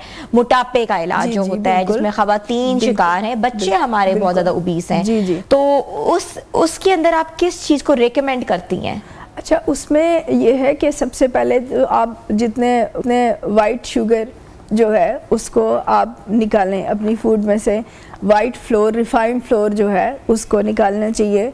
उसके अलावा हमें ब्रीदिंग करनी चाहिए। जब हम शुगर को, वाइट रिफाइंड फ्लोर को, ये दो चीज़ें अपनी ज़िंदगी से निकाल देंगे ना, और जितने भी कार्बोनेटेड वाटर हैं ये हमारी ओबेसिटी को बढ़ाते हैं। और पैक्ड फूड, ये जितने भी बच्चे ओबेसिटी का शिकार हैं, आप देखें वो नूडल्स और इस तरह की जंक फूड बहुत खाते हैं, और जितने भी रिफाइंड फ्लोर की बनी हुई चीज़ें हैं उन सबको खाने की आदत है। और सब कहते हैं हम कुछ भी नहीं खाते, हालांकि आप उनका पूरा जब आप कैलकुलेट करेंगे तो पता चलेगा कि उनकी फूड में मीठा बहुत ज़्यादा होगा, चाहे वो चॉकलेट की सूरत में हो या किसी और सूरत में हो, वो यानी थोड़ा थोड़ा वो लेते रहेंगे। उसके अलावा वो सारे ये बेकरी आइटम्स, ये सब चीज़ें, रिफाइंड फ्लोर की चीज़ें उनकी कोई मेडिसिन भी देते हैं आप लोग? उसमें मेडिसिन देखें पेशेंट की साइन एंड सिम्टम्स के मुताबिक है, क्योंकि जब ओबेसिटी होती है तो वो अपने आप में बहुत सारी चीज़ें लेकर आती हैं। तो जब उसकी साइन एंड सिम्टम्स देखी जाती हैं तो उसमें देखा जाता है कि एक पेशेंट के क्या साइन है, उसके मुताबिक उसको कोई हर्बल मेडिसिन, उसको होम्यो मेडिसिन या आक्यूपंक्चर पॉइंट्स पे नीडल्स लगाई जाती हैं। देखा जाता है कि किस में ज़्यादा अच्छे और बेहतरीन रिजल्ट्स आएंगे। वो पेशेंट की उस पर डिपेंड करता है कि इसको हमें किस तरह से थेरेपी पे लेके जाना है। अच्छा, उसके बाद मुझे बताएं, इनफर्टिलिटी का इलाज भी मैंने बहुत सुना है कि ऑल्टरनेटिव मेडिसिन से होता है, और बहुत सी खवातीन जो हैं वो फैज़याब भी हुई हैं। तो मुझे बताएं कि जो इनफर्टिलिटी में कौन कौन से मामलात जो हैं वो ऑल्टरनेटिव मेडिसिन में देखे जाते हैं? देखिए, इनफर्टिलिटी भी बॉडी का एक साइन और सिम्टम है जैसे बाकी उसमें है, ठीक है ना। तो उसमें देखा जाता है कि उस पेशेंट की मतलब गायनी कंडीशंस क्या हैं, गायनी के उसके क्या क्या प्रॉब्लम्स हैं, उसका फूड का क्या है, उसका बाकी ज़िंदगी का जो सारा साइकिल है वो क्या है। तो उस सब को जब हम सब चीज़ों को साथ लेके चलते हैं तो उसके रिज़ल्ट्स अच्छे आते हैं। तो उसमें स्पेसिफिकली एक हम मेडिसिन नहीं ऐसे रिकमेंड कर सकते कि फ़लाँ दवा लेना शुरू कर दें। उसमें आपको अपना पूरा लाइफस्टाइल चेंज करना पड़ता है, अपने नेचर की तरफ आना पड़ता है। एक्चुअली चेंज तो हमने कर लिया है क्योंकि हमें नेचुरल होना चाहिए था, हमने चेंज करके दूसरी तरफ चले गए हैं जिसमें बहुत सी बीमारियां, बहुत से मसाइल हैं। अच्छा, फाइब्रॉइड्स का भी जो इलाज है, अगर किसी को यूट्रस में हो जाए तो मैंने सुना है कि वो भी ऑल्टरनेटिव मेडिसिन से हो जाता है। देखें, हाँ जी बिल्कुल हो जाता है। फाइब्रॉइड भी देखें, फाइब्रॉइड क्या है, सबसे पहले तो हमें समझना चाहिए कि जो हम फूड लेते हैं, जो हमारी रूटीन, जो हमारी सोचें हैं, इवन जो हम सोचते भी हैं, जितने भी वो सब उसके टॉक्सिन्स होते हैं वो जाके जमा होने लगते हैं, ठीक है ना। वो यूट्रस में जमा हो या किसी और जिस्म के किसी भी हिस्से में हो। तो जब हम उन सब चीज़ों पे काम करने लगते हैं और उसको शुगर की सप्लाई रोकते हैं, ये वाइट शुगर और बाकी जो आर्टिफिशियल मीठा है वो बंद करते हैं, वाइट फ्लोर बंद करते हैं, इस तरह की सारी चीज़ें, तो वो जो सारी चीज़ें हैं वो अपने आप ही सही होना शुरू हो जाते हैं। यानी बॉडी की इम्यूनिटी इतनी बेहतरीन हो जाती है कि सब चीज़ें सही होने लगती हैं। बाकी साथ हेल्प के तौर पर जो भी सिम्टोमेटिकली मेडिसिन बनती है वो साथ दिया वो सारी हर्ब से रिलेटेड होती है, हर्ब से साथ उसका कोई साइड इफेक्ट नहीं होता, उसके कोई साइड इफेक्ट नहीं। हमने देखा है कि जो लोग फालिज का शिकार होते हैं वो सारी जिंदगी बेड पे पड़े रहते हैं, जिनको सिवियर एक साइड पूरी पैरालाइज हो जाती है और अटैक्स होते हैं। तो मैंने अक्सर सुना अभी है कि अगर आप ऑक्यूपंक्चर कराएं या ऑल्टरनेटिव मेडिसिन यूज़ करें तो फालिज भी बेहतर होना शुरू हो जाता है। तो ये इलाज कैसे होता है? जी, ये मतलब आक्यूपंक्चर वाकई जो पैरालाइज्ड पेशेंट हैं उनमें बहुत अच्छा काम करता है। उसमें डिफरेंट पॉइंट्स जो हैं वो लगाए जाते हैं, मतलब लगाए मीन उन पे प्रिकिंग की जाती है, नीडलिंग की जाती है। तो उन पॉइंट्स को जब हम नीडलिंग करके स्टिमुलेशन करते हैं तो वो पेशेंट की जो इम्यूनिटी है और जो मसल्स उसके बिल्कुल पैरालाइज्ड हो गए हैं वो दोबारा से स्टिमुलेट होने लगते हैं और पेशेंट उठ के बैठ जाता है, मूवमेंट आना शुरू हो जाती और है, मूवमेंट आना शुरू हो जाती है, पेशेंट उठ के बैठ जाता है और बहुत तेज़ी से रिजल्ट्स आने लगते हैं, पेशेंट ठीक हो जाते हैं। अच्छा, थोड़ा सा हॉट वाटर थेरेपी के बारे में बताएं। हॉट वाटर थेरेपी हमने ये सुना है, सिर्फ चाइना में तो बहुत सुनी है कि चाइनीज़ जो है कभी ठंडा पानी नहीं पीते, गर्म पानी पीते हैं और डिटॉक्स हो जाता है और हेल्थ वाइज भी बहुत बेहतर है। तो हॉट वाटर थेरेपी किस चीज़ की तरफ इशारा करती है और क्या बेनिफिट्स हैं इसके?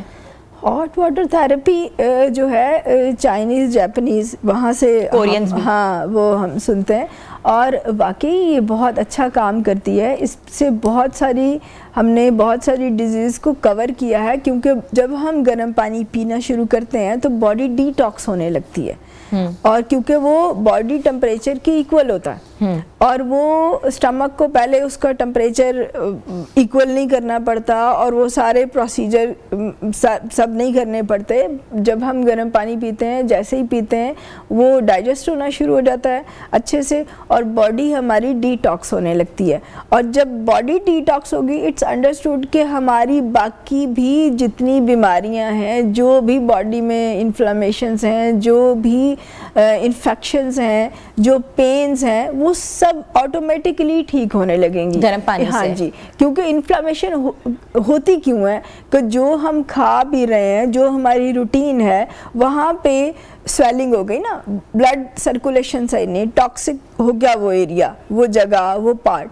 तो जब हम पानी पीना शुरू करते हैं तो वो पूरी बॉडी में सर्कुलेट होता है, जब तो बॉडी में वो सारे जहरीले मादे जब निकलते हैं तो हम ठीक होना शुरू हो जाते हैं। तो कब पीना चाहिए और कितनी देर बाद पीना चाहिए? क्या निहार मुँह भी निहार मुँह भी पीना चाहिए। निहार मुँह उसमें देखना चाहिए कि मतलब 1 से 2 ग्लास तो लाजमी लेना, निहार मुँह लें तो वो बहुत बेहतरीन है। बाकी दिन में भी जब आप खाना खाने से घंटा पहले आपको 1 ग्लास पानी पीना चाहिए, खाना खाने के बाद नहीं पीना चाहिए। इवन खाने के बाद हमें 40 मिनट्स तक कोई भी जो लिक्विड है वो अवॉइड करना चाहिए। अच्छा डॉक्टर साहिबा, आयुर्वेद जो होता है वो क्या है, और आयुर्वेदिक प्रोडक्ट्स हम कहाँ से ले सकते हैं? क्योंकि पाकिस्तान में इतना आयुर्वेदिक प्रोडक्ट्स का कॉन्सेप्ट नहीं है।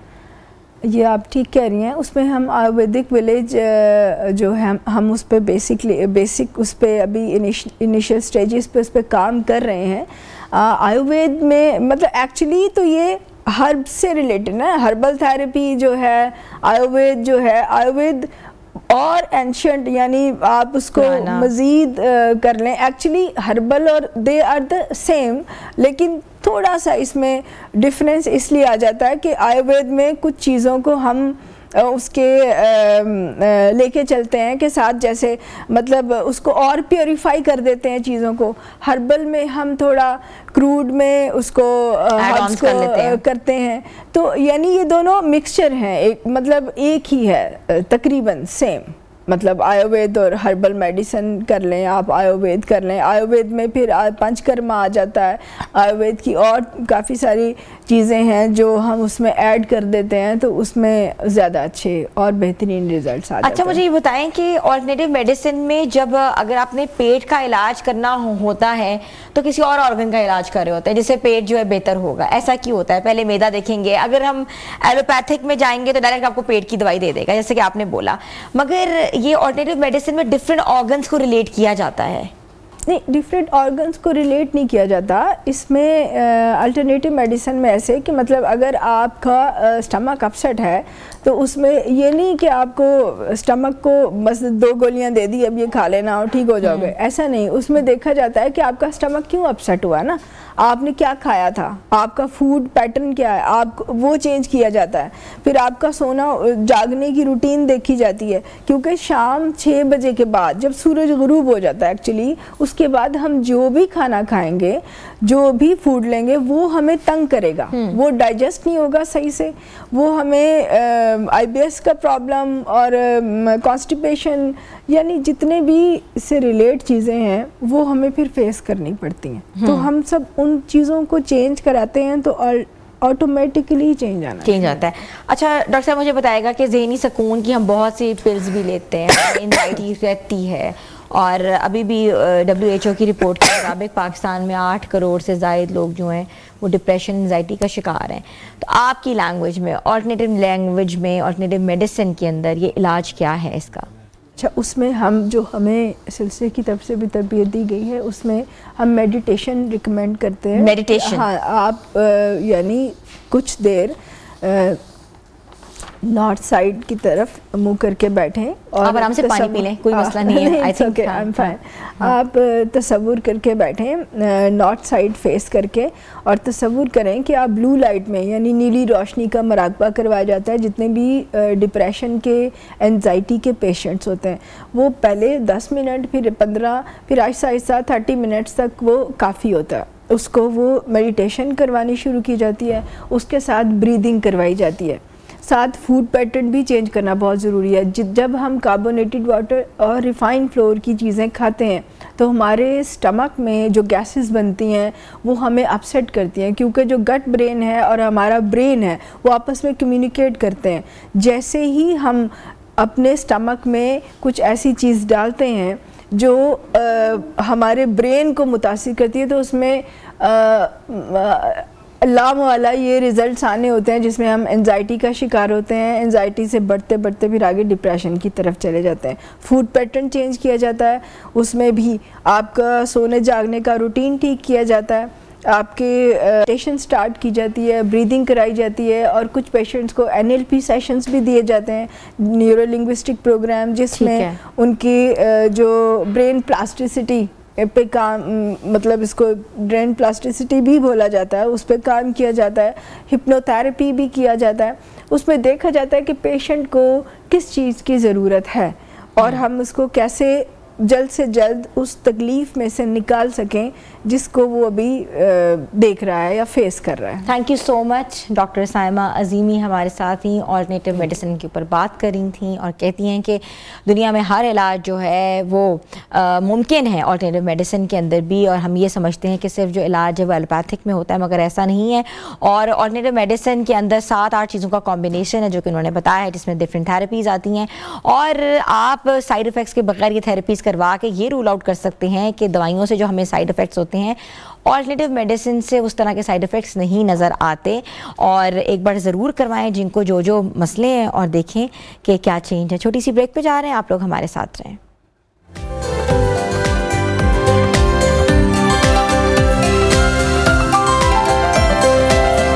Welcome back viewers. खेलों के मैदानों से बहुत ही खुशगवार खबरें आ रही हैं, और कहा यह जाता है कि रिकॉर्ड्स तो बनते ही टूटने के लिए हैं। तो हम आपको ऐसे 4 भाइयों से मिलवाते हैं जिन्होंने अपने रिकॉर्ड्स खुद ही तोड़े हैं। और हम बात करते हैं नेशनल गेम्स 2025 जो कि कराची में मुनक्किद हुई हैं, तो वहाँ जो है रेसलिंग और टग ऑफ वॉर में जो है उन्होंने ना सिर्फ गोल्ड मेडल हासिल किए हैं बल्कि पाकिस्तान का नाम भी रोशन किया है। और रेसलिंग के 125 किलोग्राम कैटेगरी में तैयब रज़ा अवान ने कॉमनवेल्थ मेडलिस्ट की हैसियत से गोल्ड मेडल जीता, जबकि टग ऑफ वॉर में उनके भाई यासिर अब्बास अवान और बिलाल हुसैन अवान ने इंडो पाक मेडलिस्ट का एजाज़ हासिल किया है। और सजाद हुसैन अवान ने world two run cup medalist के तौर पर जो है गोल्ड मेडल अपने नाम किया है। तो ये कमाल उस वक्त भी काबिल तारीफ हो गया। ये सब 4 भाई जो हैं एक लेगेसी लेके चल रहे हैं, एक फैमिली लेके चल रहे हैं। इससे पहले भी बहुत से ये रिकॉर्ड्स बना चुके हैं और अपने ही रिकॉर्ड को इन्होंने इस बार तोड़ा है। और आलमी मेयार के पहलवान भी जो है कंसिडर किए जाते हैं। लाहौर से इनका ताल्लुक है और हमेशा ही समझा जाता था कि जो पहलवानी है वो गुजरांवाला की लेगेसी में आई है, उसके विरसे में आई है, मगर ऐसा नहीं है। ये नोशन हमने लाहौरियों को जो है इस बार दे दिया है। तो मैं इन सबको वेलकम करती हूँ। मैं वेलकम करती हूँ बिलाल को, यासिर को, सज्जाद को और तैयब को। तो मैं आपकी तरफ रुख करूँगी तैयब सबसे पहले। तैयब, कैसा लगा नेशनल गेम्स 2025? बहुत बड़ा एक इवेंट है और बहुत बड़ा एक प्लेटफॉर्म है, तो उस प्लेटफॉर्म में गोल्ड मेडल हासिल करना, क्या जज्बात थे?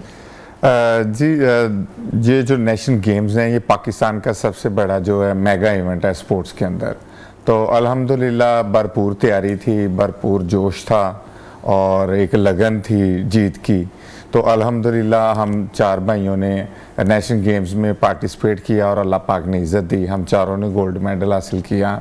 2019 में पेशावर में नेशनल गेम्स हुई थी, उसमें भी गोल्ड मेडल थे। 2023 कोयटा में हुई, उसमें भी गोल्ड मेडल थे। नेशनल गेम्स जो है ये तकरीबन 2-3 साल बाद होती हैं, जबकि जो चैम्पियनशिप है रेसलिंग की या टग ऑफ वॉर की वो हर साल होती है। जी। तो ये मेगा इवेंट है, तो इस वजह से इसका दौरानिया जो कम से कम 2 साल का लाजमी होता है। तो अल्लाह पाक ने बहुत इज़्ज़त दी अल्हम्दुलिल्लाह। और पाकिस्तान की तारीख में ये पहली दफ़ा ऐसा हुआ है कि 4 भाइयों ने नेशनल गेम्स में से गोल्ड मेडल हासिल किए हैं। तो इसके साथ साथ इंटरनेशनली भी अल्हम्दुलिल्लाह पाकिस्तान का नाम रोशन किया है, 25 से ज़ायद ममालिक में पाकिस्तान को रिप्रेजेंट किया है, बेशतर ममालिक से मेडल्स भी लिए हैं। टर्की वर्ल्ड यूनिवर्सिटी हुई, वहाँ से मैंने मेडल लिया, कॉमनवेल्थ गेम्स ऑस्ट्रेलिया, वहाँ से मेडल लिया, कॉमनवेल्थ चैम्पियनशिप साउथ अफ्रीका, वहाँ से मेडल लिया, साउथ एशियन गेम्स के अंदर से मेडल लिया, नेपाल के अंदर, इंडोनेशिया, तुर्कमानिस्तान, किर्गिस्तान, बेशतर ममालिक में पाकिस्तान को रिप्रेजेंट किया। और उसके अलावा इंडो पाक चैम्पियनशिप का मैं गोल्ड मेडलिस्ट हूँ, जो कि दुबई के अंदर हुई थी। तो अल्हम्दुलिल्लाह पाकिस्तान में भी अपने ख़ानदान को और अपनी एक नेशन को भी रिप्रेजेंट करते हैं और पाकिस्तान के लिए मेडल भी लेके आते हैं। तो इस तरह ये हमारा एक सिस्टम बिल्कुल ऐसा ही है। अच्छा सजाद, यासिर, बिलाल, मैं आपकी तरफ रुख करूंगी, जो भी आप लोगों में से बात करना चाहे। मुझे बताएं कि 2 कैटेगरीज थी, टग ऑफ वॉर थी और रेसलिंग थी, तो किस भाई ने किस कैटेगरी में जो है वो मेडल लिया है? जी, तैयब भाई ने 125 kg रेसलिंग इवेंट में गोल्ड मेडल हासिल किया और हम भाइयों ने जो है वो टग ऑफ वॉर में गोल्ड मेडल हासिल किया है। कैप्टन हमारे यासिर भाई थे। अच्छा। और ना सिर्फ हमने मेल टीम में जो है पार्टिसिपेट करके गोल्ड मेडल हासिल किया, बल्कि हमने मिक्स टीम में यानी 2 गोल्ड मेडल हम तीनों भाइयों ने 2-2 गोल्ड मेडल हासिल किए।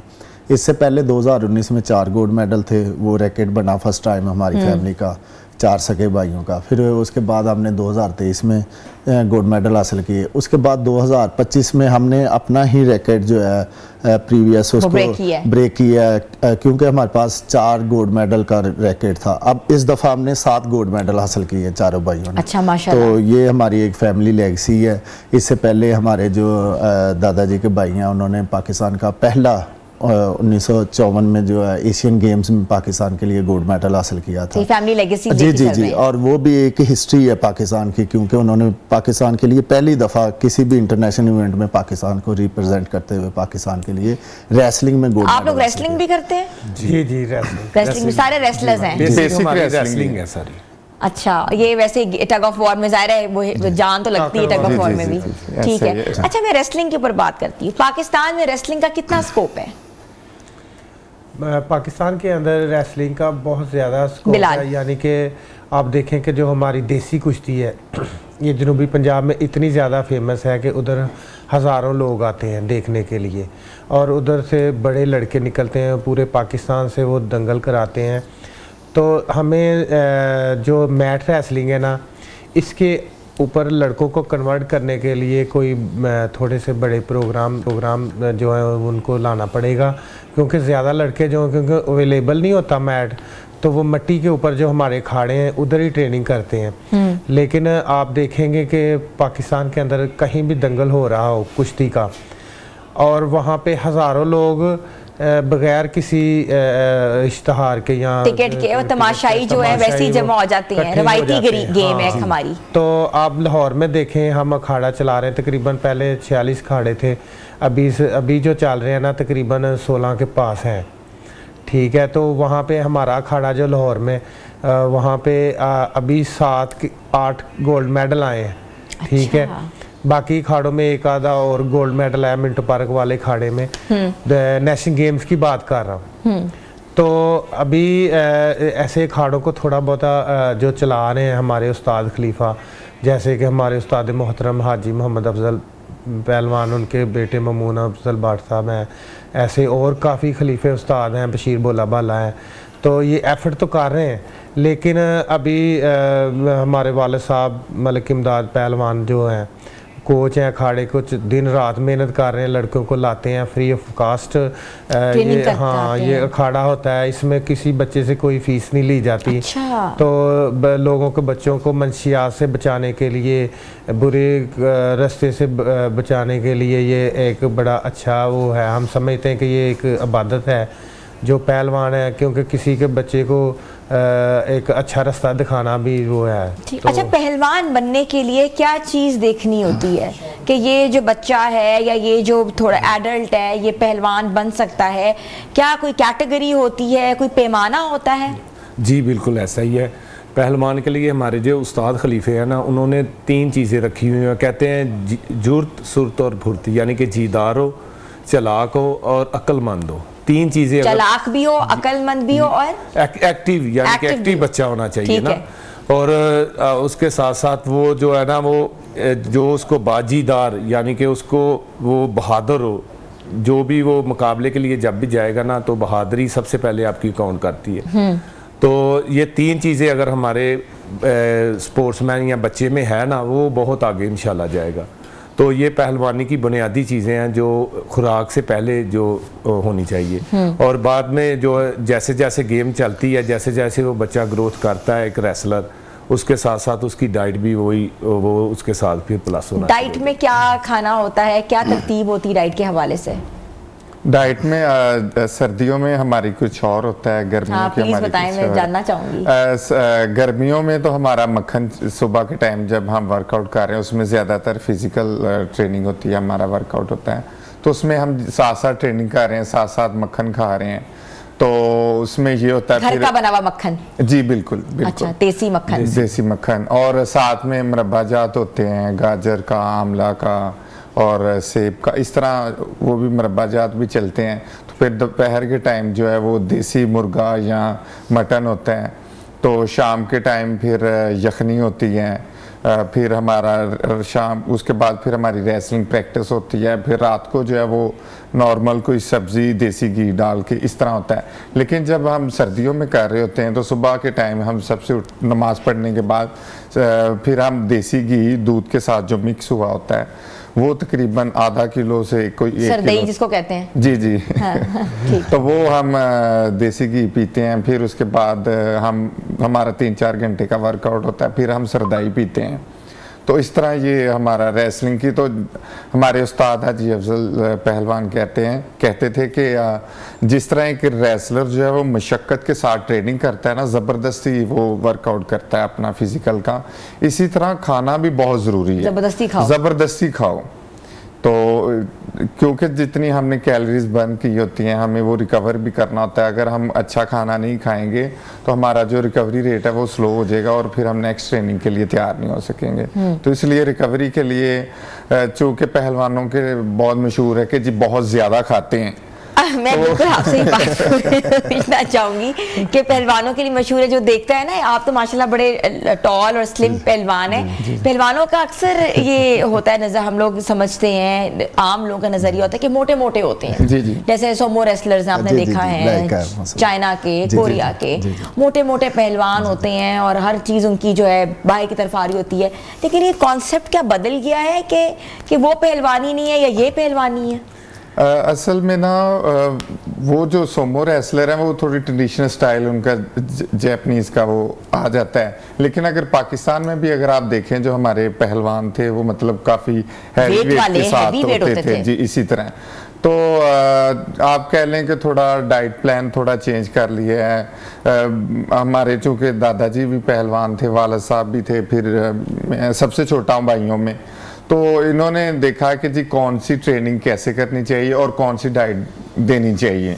तो मैं समझता हूँ इस लिहाज से करने से, क्योंकि हमारा मेन मकसद होता है पावर से, तो फैट जो है वो ज़्यादा जो हो वो भी ज़रा वजन ही उसे कहा जाता है कि आपने जी बहुत साथ उठाया हुआ है। तो इसलिए वो थोड़ी स्मार्ट ट्रेनिंग की है, डाइट प्लान कुछ अच्छा रखा है। बदलते वक्त के साथ चीज़ें बदल गई हैं, इनोवेशंस आ गई हैं। जी इसी तरह अभी भी कुछ पहलवान हैं माशाल्लाह को 150-200 किलो के, लेकिन अच्छा तो लेकिन ये है कि हम हमारा वर्कआउट ज्यादा है तो वो कैलोरीज बर्न ज्यादा होती है, इसलिए ज्यादा खाना की कैटेगरी है आप लोगों की रेसलिंग की। जी जी रेसलिंग ठीक है ना। तो 125 कैटेगरी जो वेट होता है उसमें आपका वेट कितना होता है? उसमें ये है कि मेरा 125 है नहीं, लेकिन मेरा टारगेट है कि मैं 125 करूं। लेकिन रेसलिंग के अंदर ऐसा है कि जो नीचे वाली कैटेगरी है उससे आपका 1 ग्राम भी ज़्यादा हो तो आप ऊपर वाली कैटेगरी में खेल सकते हैं। जो 97 है फिर 125। अच्छा, आप लोगों के वैसे वेट्स कितने होते हैं, क्या किस कैटेगरी में आते हैं, कितना नॉर्मली वेट है आप लोगों का? 10 कैटेगरीज होती हैं रेसलिंग में। ठीक है। 57 पहली है और लास्ट 125 है। ठीक है, ठीक है। इसमें तो आप लोग का अपना वजन कितना है? तो हम मैं 97 में लड़ता रहा हूँ, मैं 92 में। हाँ जी, मैं 97 में लड़ता हूँ। मैं 125 में, पहले 97 में ही खेल रहा था, लेकिन अभी मेरा जो है 10-15 किलो कम है 125 से, लेकिन आप खेल सकते हैं। तो अल्हम्दुलिल्लाह मैं तो अपने से जो बड़े बड़े हैं, लास्ट टाइम मैंने 160 किलो का एक लड़का था, मैंने उसे हराया है। तो 160 किलो के लड़के को। अच्छा, तो इसमें मेन मकसद जो है वो आपकी पावर लेवल, स्ट्रेंथ लेवल और स्टेमिना पे डिपेंड करता है। अच्छा, मैं ये जानना चाहती हूँ तैयब आपसे कि क्या मेडिकल चेकअप्स होते हैं आपके? इतना वेट जो हम कैरी करते हैं, कहते हैं ना कि जब ज़्यादा वजन होता है, इतना वर्कआउट करते हैं तो इसके साइड इफेक्ट्स भी होते हैं, क्योंकि प्रोटीन भी आप ले रहे होते हैं, कहीं ना कहीं स्टीरॉइड्स का भी बहुत अमल था पहले तो, लेकिन अब तो खैर अवॉइड ही लोग करते नहीं लेते। तो आप लोगों के क्या मेडिकल चेकअप्स होते हैं? जी, जो एंटी डोपिंग डिपार्टमेंट है वाडा, उससे मेरे कोई 4-5 दफ़ा मेरा डोप टेस्ट हुए हैं। तो अल्हम्दुलिल्लाह हमारा जो ज़्यादा वो नेचुरल चलता है, ठीक है। कुछ लोग होते हैं शॉर्टकट के लिए ऐसी चीज़ें इस्तेमाल करते हैं, लेकिन वो देखा जाए तो इंसानी बॉडी के लिए वो कह लें बहुत मुज़र सेहत है। और हम जो है वो नेचुरल पे ज़्यादा चलते हैं, और हमारा जो डाइट प्लान है, हमारी जो खुराक है, हम उसी से अल्हम्दुलिल्लाह सारा मैनेज करते हैं अपना पावर लेवल। ठीक है। अच्छा, ट्रेनिंग आपके वालिद से और आपके उस्ताद मोहतरम है, तो ये मुझे बताएं कि फेडरेशन जो है वो कितना उसका रोल है एक रेसलर को प्रमोट करने में या रेसलर को बाहर भेजने में? क्योंकि अक्सर हमने देखा है एथलीट्स जितने भी हैं उनके पास इतने पैसे ही नहीं होते कि वो रिप्रेजेंट कर सकें या बाहर जा सकें, तो आप लोगों को कोई सरपरस्ती हासिल है? जी, इसी तरह बाज़ इवेंट्स जो हैं उसमें हम सेल्फ फाइनेंस पे जो है वो पार्टिसिपेट करते हैं इंटरनेशनल टूर्नामेंट्स में, और बाज़ टूर्नामेंट जो हैं वो फेडरेशन के थ्रू होते हैं। लेकिन मैं समझता हूँ कि जो हमें इंटरनेशनल इवेंट्स मिलते हैं या तैयब भाई को मिलते हैं वो नाकाफ़ी हैं।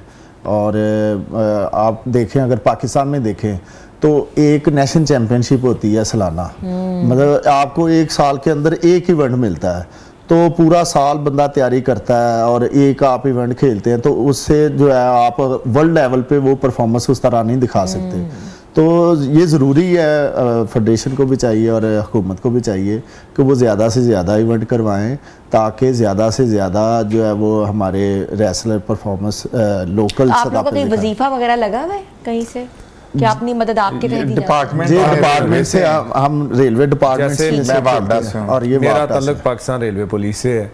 अच्छा। और भाई का रेलवे से है, इसी तरह डिपार्टमेंट से आप खेलते हैं? जी, डिपार्टमेंट से खेलते हैं, वो हमारे सैलरी देते हैं और बाकायदा हम वहाँ जॉब करते हैं, और स्पोर्ट्स बेस पे जो है वो हम उनकी तरफ से खेलते हैं, रिप्रेजेंट। अच्छा, दुनिया में रेसलिंग को बहुत फ़रोग दिया जा रहा है इंटरनेशनली, आप देखें बच्चा बच्चा रेसलर्स को जानता है, और रिंग रेसलिंग जो है वो भी बहुत ज़्यादा है, कॉमन है, अखाड़े की भी रेसलिंग, ट्रेडिशनल रेसलिंग भी बहुत चलती है। तो आप क्या समझते हैं कि बच्चों को इस फ़ोन से निकालने से या अपनी सोशल मीडिया से अलग करने से क्या रेसलिंग एक बेहतरीन तरीका है, एक बेहतरीन स्पोर्ट है? जी बिल्कुल, रेसलिंग जो है ये मैं समझता हूँ इससे बेहतर कोई ऐसी स्पोर्ट नहीं है जो आपको ज़हनी तौर पे मजबूत बनाती है, जिस्मानी तौर पे बनाती है, और आप इसमें बहुत कुछ सीखते हैं। ख़ास तौर पे हम जब बच्चा अखाड़े में आता है तो उसको डिसिप्लिन के हवाले से बहुत ज़्यादा जो है वो बताया जाता है, और हमारी वाहद गेम है रेसलिंग, देसी कुश्ती, जो ट्रेडिशन चलता आ रहा है कि हम अपने बड़ों का अदब एहतराम करते हैं और उनकी बताई हुई जो तरीक़ाकार है, खुराक या पहलवानी करने के तरीके जो हैं उसको अडॉप्ट करके उसी तरीके पे चलते हैं। और ये लेगेसी जो हमारी सदियों से चल रही है, और इसमें हमारे पाकिस्तान में बहुत बड़े पहलवान पैदा हुए हैं, जैसे गामा पहलवान जी, जारा पहलवान जी, बुल्लू बरादरान, हाजी अफजल पहलवान, और आगे सारे। इंजरीज हुई हैं कभी? थोड़ा सजाद को ये भी क्लियर करते चलें कि कुछ पेरेंट्स हैं वो ये समझते हैं कि हमारा बच्चा जो है वो रेसलिंग करने जा रहा है तो इसे कोई इंजरी हो जाएगी, कोई चोट लग जाएगी, तो ऐसा बिल्कुल नहीं है। जिस लेवल का जो खिलाड़ी होता है हम उसी लेवल की उसे ट्रेनिंग देते हैं, पहले उसे बाकायदा प्रैक्टिस करवाई जाती है, उसका पहले हम फिज़िकल फिटनेस लेवल बेहतर करते हैं। जब उसका फिज़िकल फिटनेस लेवल बेहतर होता है तो फिर हम उसे रेसलिंग की तरफ लेकर आते हैं। ठीक है। तो जो आपने इंजरीज की बात की, ज़ाहिर सी बात है इसमें होती हैं, मुझे बहुत दफ़ा हुई हैं। मैं समझता हूँ कोई भी खिलाड़ी आपको ऐसा नहीं मिलेगा जिसे कभी इंजरी ना हुई हो। तो घर में कौन सबसे ज़्यादा लड़ता है? हमारे भाई घर में आप चारों पहलवान हैं। हमारे भाई हैं हाफिज इसरार पहलवान, वो माशाल्लाह। वो भी आपके एक और जी, मैं 5वें भाई हमारे। तो माशाल्लाह वो पाकिस्तान के बहुत बड़े रेसलर हुए हैं। उन्हें ना अर्ली एज में जो है ना इंजरी हो गई थी और उन्हें नी इंजरी हुई है, उनका ऑपरेट करवाया तो वो अच्छा नहीं हुआ, तो इसलिए उन्हें वो थोड़ा जो है ना वो गेम से आउट होना पड़ा। तो ये इंजरी जो है बहुत ज़्यादा जो है ना इसमें मायने रखती है। लेकिन उस वक्त वो कह लें आपके इतनी टेक्नोलॉजी एडवांस नहीं थी जिसकी जी अब तो बहुत ज़्यादा जी स्पोर्ट्स इंजरीज पे बहुत ज़्यादा वर्क हो रहा है और बहुत ज़्यादा डॉक्टर जी बिल्कुल, तो इस वजह से वो नहीं कर पाए, नहीं तो वो भी आप लोगों के लिए एक मसले मतलब कि राय जो वो खुद नहीं कर पाए वो आप लोगों में देख रहे हैं। तो घर में सबसे ज्यादा लड़का कौन है? यासर भाई हैं लड़ाकू। हाँ जी यासर। अच्छा अच्छा बोल भी कम वो इसलिए कि वो हमारे बड़े भाई हैं। और सबसे बड़ा कौन है? यासर भाई। और उससे छोटा? बिलाल भाई। फिर आप? फिर मैं फिर नहीं, फिर वो जो भाई वो फिर आप सबसे बड़े लग रहे हैं। मेरा वेट इनसे ज्यादा, वेट ज्यादा ना हमसे, कद में भी बड़े हैं। कद में बड़ा है। तो क्या आपकी हाइट्स क्या है सबकी? मेरी 6'4" है, तैयब भाई की 6'3" है और 6'2" है, भाई की 6 है। अच्छा, ये इतने लंबे कहाँ के कदावर लोग? आपके फादर लंबे थे? वो भी है। और साथ ना मैं बच्चों के लिए भी और जो वालिदैन हैं उनके लिए भी ये कहना चाहूँगा कि अपने जो बच्चे हैं उनको 15-16 साल की उम्र तक उन्हें आप डेयरी से रिलेटेड चीजें दें, दही, मक्खन, दूध, दही, मक्खन, हाँ, ताकि उससे हड्डी और जो उसके जिस्म की नशोनुमा है वो अच्छे से ग्रोथ होती है बहुत ज्यादा। हाँ, तो ऐसे करते होंगे तो बंदा नीचे लेट जाता होगा। अच्छा, तो इसका मतलब है सबसे ज्यादा लड़ाकू आप हैं। ठीक है, तो घर में कभी लड़ाई हुई है? आपस में तो बहुत ज्यादा होती हैं। कौन सबसे पहले अखाड़े में एक लगा देता है? घर में होती है तो फिर अखाड़े काबू कहते हैं, अखाड़े में दिखाना चाहते हैं। ये वाला जोश जो है ना, ये संभाल के रखो, शाम को अखाड़े में दिखाना। वाह, क्या वैसे वो फिर अगर मतलब सजाद मेरे से बड़ा है, मुझे इसके साथ अगर गुस्सा है तो फिर मैं कहता हूँ अखाड़े एक तो तमीज के दायरे में रहते हैं, तो फिर हमारी कोशिश होती है मैं इसे डबल लेग करके उठाऊं और इसे फिर मारूं, पटक के मारूं। ये बाज़-औक़ात जब हमारी आपस में हो जाए तो तैयब भाई की टेक्निक होती ना हर एक की स्पेशल, तो तैयब भाई की स्पेशल टेक्निक है डबल लेग करके उठा लेते ऊपर से फिर उठा के ऐसे मारते हैं सीधा, तो वो एक तरह सांस बंद हो जाता है। तो वो तैयब भाई फिर वहाँ तो आप क्या करते हैं यासिर साहब? आप उस टेक्निक को कैसे आप ओवरकम करते हैं? कैसे चित्त करते हैं? ये बताएं। जो सारा दिन की आपस में यानी कि लड़ाई चल रही होती है ना, वो शाम को हम आपस में उधर जाहिर भी नहीं होते, क्योंकि हमारी जो गेम है ना वो थोड़ी डिसिप्लिन वाली है, क्योंकि वो अदब वाली गेम है थोड़ी, क्योंकि उस्ताद बैठे होते हैं सामने, खलीफा हज़रात बैठे होते हैं, उनके सामने तो नहीं दिखा सकते, पर अंदर से हमारी एक दूसरे के साथ जंग चल रही होती है, क्योंकि तो मैंने उसको गिराना, वो कहता नहीं मैंने अपना जो है ना बदला लेना। ये आपस में हम ट्रेनिंग भी हमने जो है ना वो इस तरह मिलके कर ली है, क्योंकि अब जब ट्रेनिंग अगर आप फ्रेंडली माहौल में करेंगे तो आप मैदान के अंदर जाके फिर आप जीत नहीं सकते, ठीक है, एग्रेशन शो करना पड़ता है, एग्रेसिव होना पड़ता है। तो जब ट्रेनिंग करना चाह रहे होते हैं या हम थोड़ा सीरियस नहीं होते तो बड़े भाई हैं चाहे, ये कहते हैं थोड़ा एग्रेशन लेके अंदर आओ, ताकि तुम जोश जज्बे के साथ एक अच्छी तरह तुम जो रेसलिंग करो, अच्छा परफॉर्म करो। क्योंकि बड़ा भाई है। सबसे करीब कौन है? जी मैं ही हूँ। अच्छा, डरते होंगे आपसे गुस्से से? हम वाले साहब से हम सब डरते हैं, बहुत ज्यादा। हमारे वाले साहब करीब आप हैं, हमारे वाले साहब भी हैं, हमारे कोच भी हैं। अभी वो नेशनल गेम्स पे हमारे कोच भी थे, टीम के कोच भी थे, और माशाल्लाह वो खुद एक बहुत बड़े स्पोर्ट्समैन पहलवान हैं, और खुद भी वो उन्होंने, हाँ जी, और मैं समझता हूँ कि आज के दौर में माशाल्लाह कोई एक बेटे को नहीं करवा सकता पहलवानी, उन्होंने 5 बेटों को करवाई है और अच्छे लेवल पे करवाई है, और अल्लाह का शुक्र है कि ये उनकी दुआओं और बड़ों की दुआओं का रिजल्ट है कि आज हम इंटरनेशनल और नेशनल लेवल पे अपनी परफॉर्मेंस दिखा रहे हैं। सबसे ज़्यादा डांट कौन खाता है? वो आप लग रहे हैं। वो मुझे लग रहा था आपकी शक्ल से एकदम से आ गया था। बिलाल भाई में भी गुस्सा है, लेकिन ये घर में कम होता है, बाहर इनका जरा ज्यादा होता है। अच्छा, तो आप खाली से 5 भाई बहनें नहीं है? बहनें दो बहनें। अच्छा, तो बहनों का फेवरेट कौन है? तैयब भाई। छोटे है ना, तो बहनें तो बड़ी यूनिवर्सिटी कॉलेज में फखर से जाती होंगी कि मेरे तो पीछे बाहर आ रहे हैं। ऐसे ही है। समटाइम मेरी बहन यूनिवर्सिटी में थी तो उसे लेके आना था, तो उसने स्पेशली कॉल करके कहा तैयब को भेजना है, नहीं तो मैंने आना नहीं है। फिर वो उसे अपने फ्रेंड्स को भी मिलाना था, ये मेरा भाई है, हम रेसलर हैं। तो इस तरह मतलब उनके लिए भी ये एक फख्र की बात होती है। तो बहनों को सेल्फ डिफेंस सिखाया हुआ है? वो भी माशाल्लाह पहलवान है।